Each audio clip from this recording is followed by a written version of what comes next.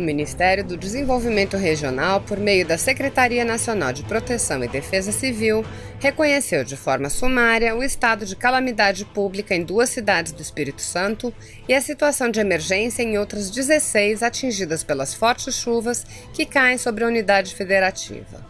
Com a medida, as prefeituras poderão ter acesso a recursos federais para ação de socorro, assistência, restabelecimento de serviços essenciais à população e reconstrução de estruturas danificadas. As decisões foram publicadas na edição desta quinta-feira do Diário Oficial da União. Conceição do Castelo e Iúna obtiveram o status de calamidade pública. Já os seguintes municípios foram reconhecidos pela situação de emergência: Alegre, Apiacá, Bom Jesus do Norte, Cachoeiro do Itapemirim, Castelo, Divino de São Lourenço, Dores do Rio Preto, Guaçuí, Ibitirama, Irupi, Jerônimo Monteiro, Mimoso do Sul, Muniz Freire, São José do Calçado, Domingos Martins e Marechal Floriano.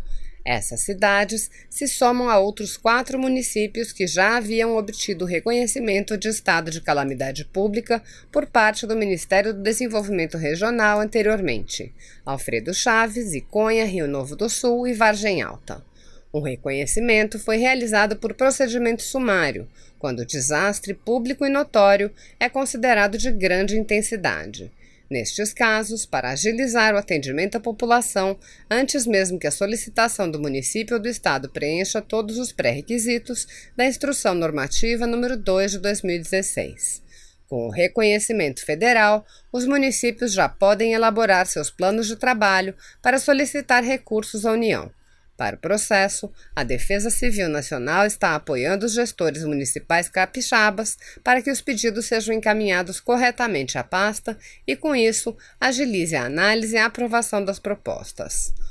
Outra medida garantida a partir do reconhecimento federal de situação de emergência ou de calamidade pública é que os trabalhadores que tiverem residência nas áreas afetadas por desastres naturais podem solicitar o saque do Fundo de Garantia por Tempo de Serviço, conforme previsto na Lei nº 10.878 de 2004. A partir da delimitação da área efetivamente afetada e solicitação pelo governo municipal, a Caixa Econômica Federal procederá à liberação da FGTS no limite máximo de R$ 6.220 por trabalhador. O presidente Jair Bolsonaro faz um sobrevoo hoje nas áreas atingidas pelas fortes chuvas no estado de Minas Gerais. A nossa equipe já chegou em Belo Horizonte para acompanhar essa visita do presidente. A repórter Luana Karen está no aeroporto de Confins e traz os detalhes para a gente. Luana, bom dia. Olá, Renata, bom dia. Bom dia a todos que nos acompanham aqui na TV Brasil. O presidente Jair Bolsonaro deve chegar a Belo Horizonte por volta das 2 da tarde.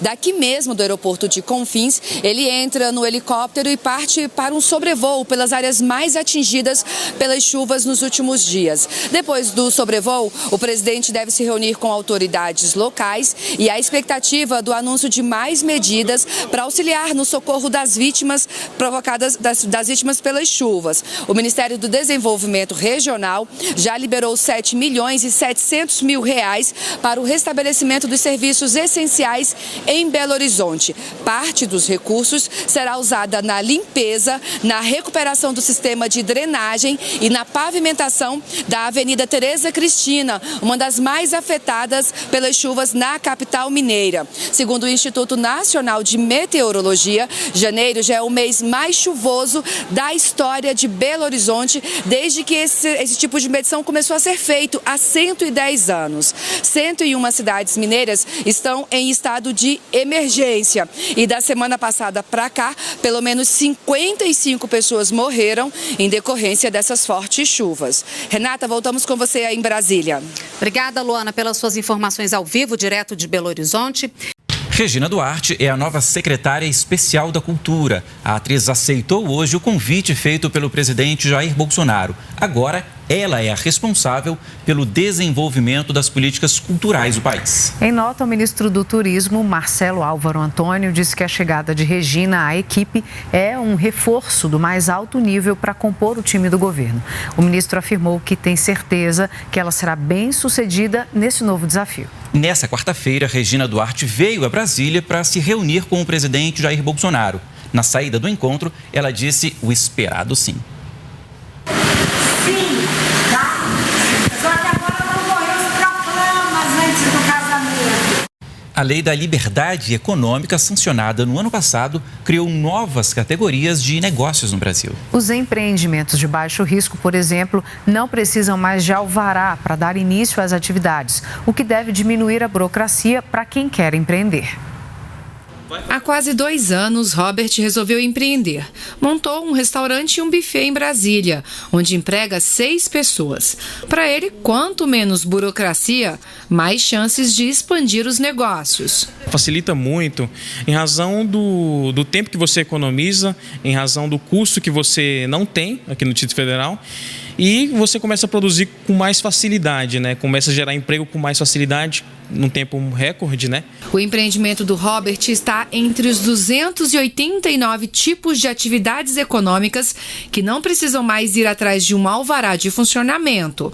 A Lei da Liberdade Econômica, sancionada ano passado pelo presidente Jair Bolsonaro, dispensa esse documento e outras licenças para empreendimentos de baixo risco. Ele deixa de ter os penduricalhos de custo, de tempo, a desburocratização fica para trás e o aumento da confiança. Esse é um ponto alto forte no micro pequeno empresário, no empreendedor, dizendo que ele está livre para caminhar sem as peias do Estado. A classificação de risco considera aspectos como prevenção contra incêndio, segurança sanitária e ambiental. Mesmo com a dispensa de alvará para abrir as portas, os empresários continuam obrigados a seguir todas as normas de segurança previstas em lei. Essa fiscalização ela ocorre a posterior, depois de iniciadas as atividades. O presidente Jair Bolsonaro recebeu hoje reivindicações de cantores sertanejos e produtores culturais. O grupo participou de um evento no Palácio do Planalto.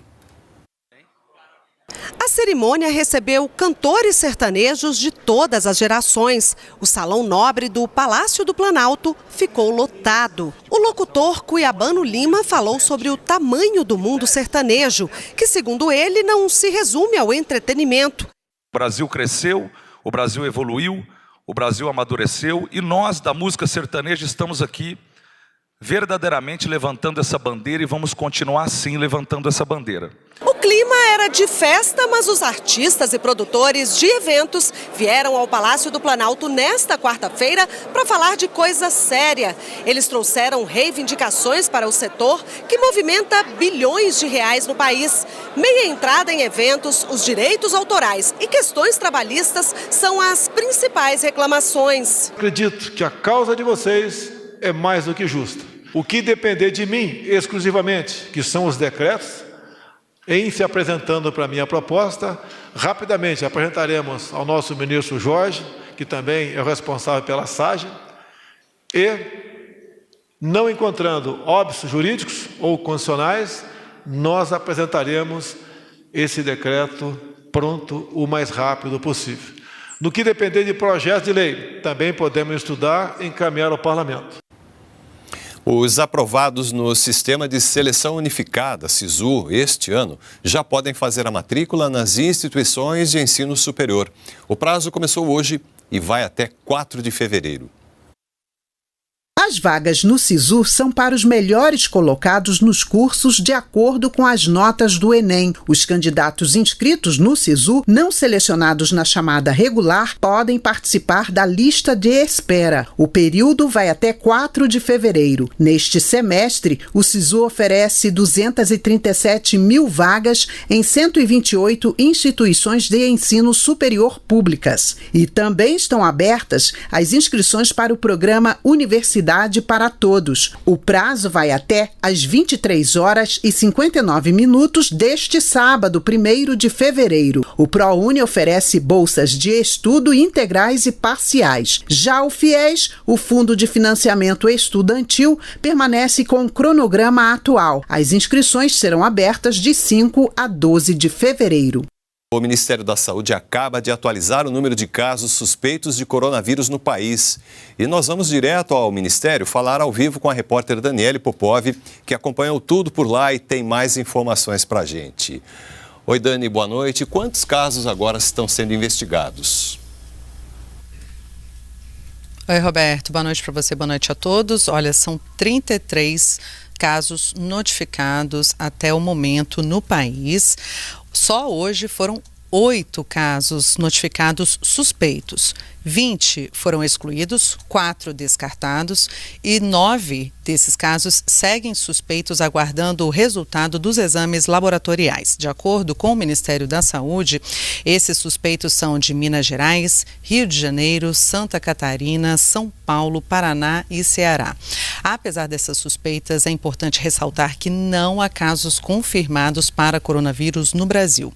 O Ministério da Saúde também informou que a partir de hoje serão publicados boletins diários com essa atualização dos casos reportados. E a recomendação do Ministério da Saúde é para que as pessoas não viajem para a China. Roberto. Isso mesmo. Dani, obrigado pelas informações. Boa noite. A Secretaria de Saúde de Santa Catarina descartou agora há pouco os 2 casos suspeitos do coronavírus divulgados hoje pelo Ministério da Saúde. Os resultados de laboratório deram positivo para a gripe. Foi criado hoje um novo canal de denúncia de crimes contra a administração pública. A medida deve ampliar a comunicação direta do setor empresarial e dos cidadãos com o governo pela internet. Corrupção, lavagem de dinheiro e pirataria. Com a parceria entre o Ministério da Justiça e a Organização Internacional ICC, que reúne empresas de 100 países, pessoas físicas e jurídicas poderão fazer denúncias pela internet. Registrada a denúncia, o Ministério da Justiça vai tomar as providências necessárias para esclarecer o caso.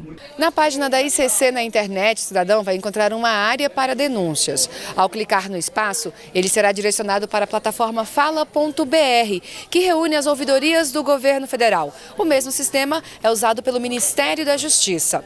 Lembrando que a denúncia pode ser feita de forma anônima. A corrupção é aquilo que nos deixa para trás, aquilo que distorce o funcionamento regular da economia e traz vantagens, muitas vezes anticompetitivas, dentro do setor privado. Se você apoia Jair Bolsonaro, curta este vídeo, manifeste a sua opinião e compartilhe para que a vontade do povo brasileiro seja conhecida. Inscreva-se no canal para ter acesso gratuito ao nosso conteúdo. Uma produção Folha Política.